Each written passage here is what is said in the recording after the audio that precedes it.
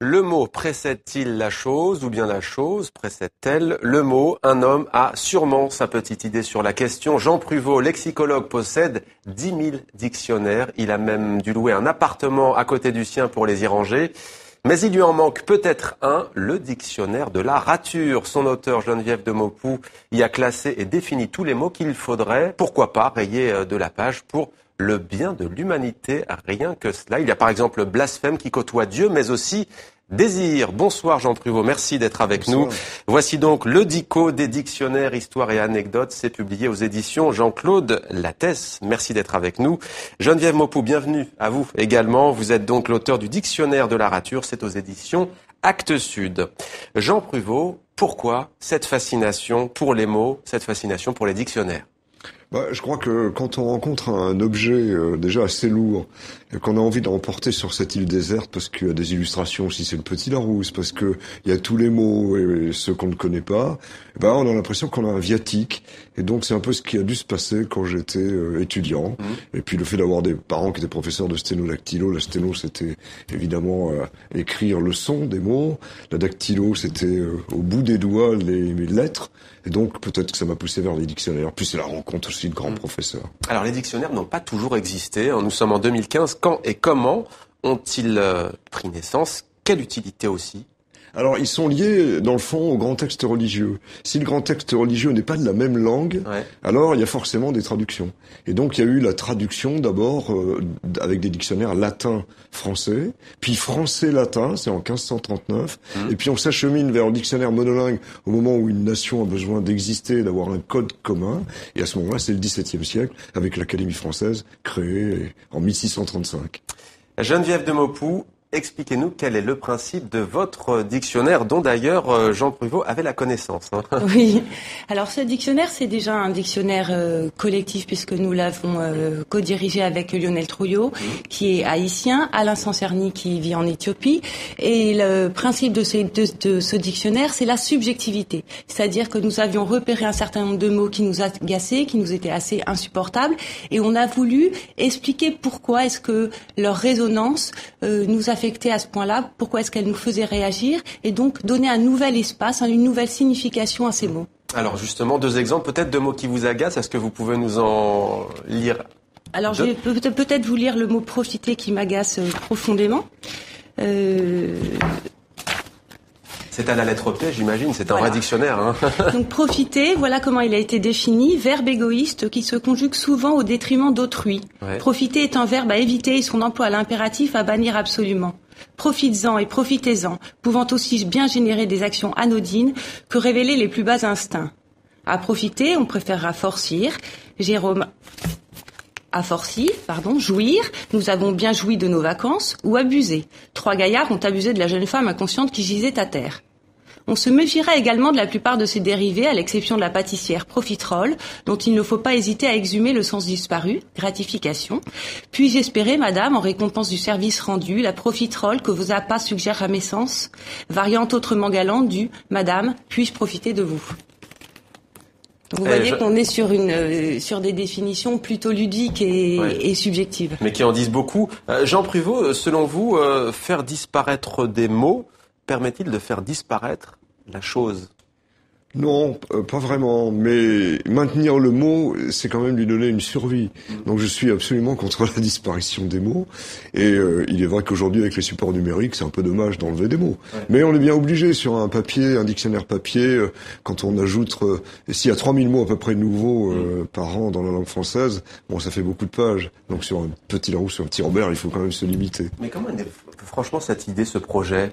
Alors c'est un projet qui vient de Lionel Trouillot, avec qui nous avons souvent discuté, et on était agacés par la répétition, par le fait que certains mots envahissent les conversations, ils deviennent galvaudés et leur sens se perd, ça devient des lieux communs et on ne réfléchit plus au sens des mots. Donc pour nous, il ne s'agit pas d'une œuvre de censure, mais il s'agit plutôt de corriger, de remettre à jour une autre signification, d'interroger le sens profond des mots.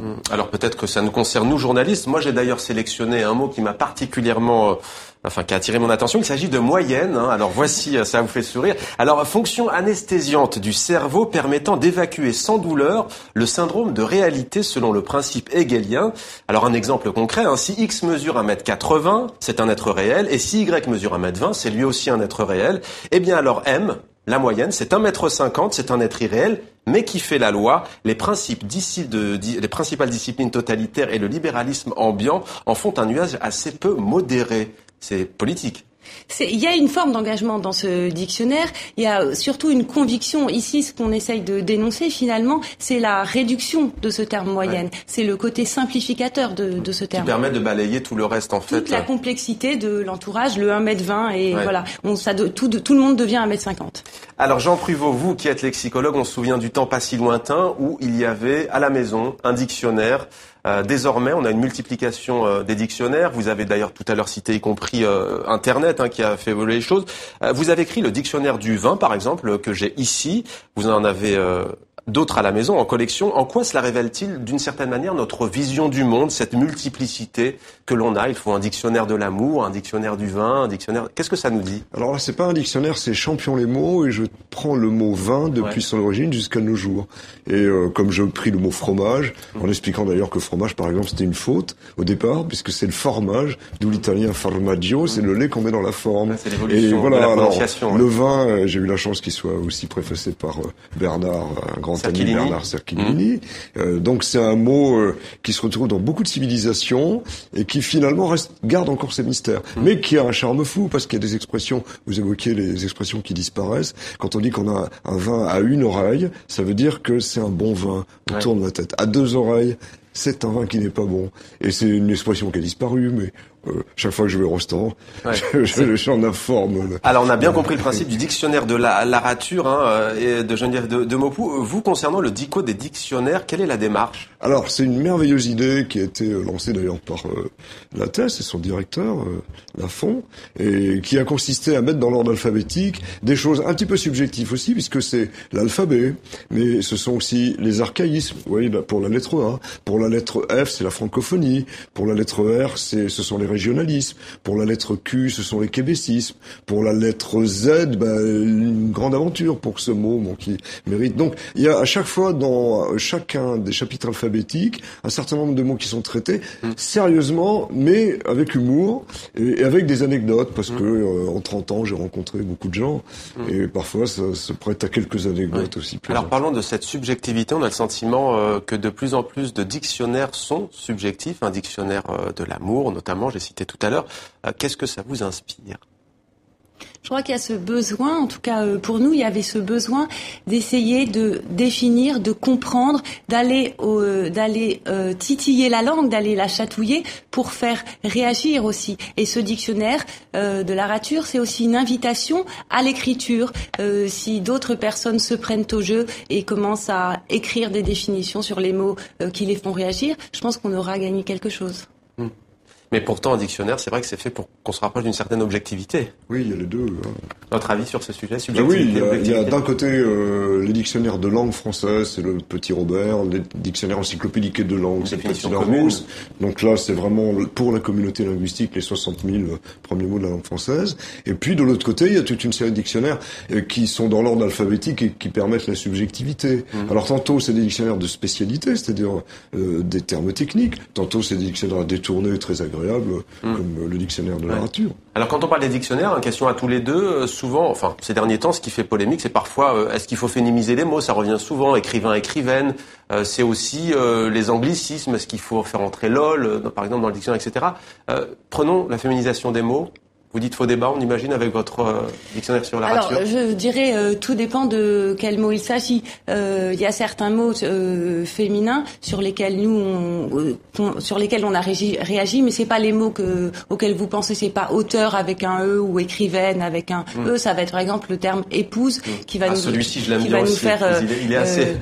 Je sais pas si je peux le retrouver et le lire à l'antenne. Si je tombe dessus, vous voyez. Volontariat pour l'esclavage sous les formes atténuées de la soumission, de l'admiration et de l'aveuglement. Et il y a cette phrase pour conclure: une attitude contraire peut entraîner débat. Encore une fois, vous, féminisation ou pas, là n'est pas la question. En revanche, la condition féminine, à travers les mots, ça oui, ça vous intéresse. L'individualité, la liberté, l'autonomie, l'indépendance, oui. Ce qui nous choque, c'est plutôt les relations de pouvoir, de domination. C'est plutôt ça qui va être dénoncé dans le dictionnaire. Sur la question, par exemple, des anglicismes vous concernant, est-ce que vous êtes plutôt, vous, un intellectuel ouvert ou est-ce que vous dites il faut être très... Je serais volontiers comme l'Académie française, c'est-à-dire observer l'usage. Donc le mot week-end, on ne va pas le discuter. Hein. Oui. Bon, il y a un certain nombre de mots qu'on ne va pas discuter. D'autres, flash mob, pourraient peut-être être remplacés. Et alors après, c'est l'usage de toute façon qui l'emportera. Alors il y a les mots d'hier comme riding coat, qui était le manteau pour faire du cheval, qui sont entrés dans la langue en étant francisés dans leur prononciation. C'est la redingote, le paquet de boat, le bateau pour les paquets, le paquebot. Donc ceux-là sont très bien. Moi, je serais assez pour franciser la prononciation. Franciser la prononciation. Alors, 10 000 dictionnaires, on le disait. Quel est votre préféré et quel est, selon vous, le plus étonnant ? Alors, mon préféré, c'est peut-être le premier de 1685, parce que c'était un échantillon de dictionnaire du dictionnaire de Furetière qui s'opposait à l'Académie. L'Académie est évidemment un dictionnaire magnifique. Après, mes préférés, la série des Petits Larousse, je l'ai complètement. De 1905 à 2015, je les ai tous. Alors, j'en marquerai bien la série. Vous verrez des transformations, de sens des mots. Énervé, qui voulait dire mou, par exemple, en 1905, et qui après va vouloir dire excité. Ouais, et au un départ, autre, peut-être, c'est son air. Un autre exemple ? Un autre exemple, c'est le mot femme, puisque on vient de l'évoquer, créature raisonnable faite pour le plaisir de l'homme en 1680 dans le Richelet. On a fait mieux depuis. Il faudrait le juxtaposer à côté d'épouse. Ouais. Peut-être qu'un jour on pourra visiter aussi votre... mais moi c'est le plaisir. Vous avez vraiment pris une salle pour... La journée des dictionnaires est faite pour ça. Elle a lieu, comme vous le savez, demain. Peut-être que Geneviève de Maupoux visitera en tous les cas votre collection avec plaisir. Merci beaucoup à tous les deux d'être venus sur le plateau de 64 minutes sur ce sujet passionnant. La langue française et toutes les langues, ce sont avant tout donc les mots et ce sont aussi les dictionnaires. Merci à tous les deux d'être venus témoigner dans ce journal.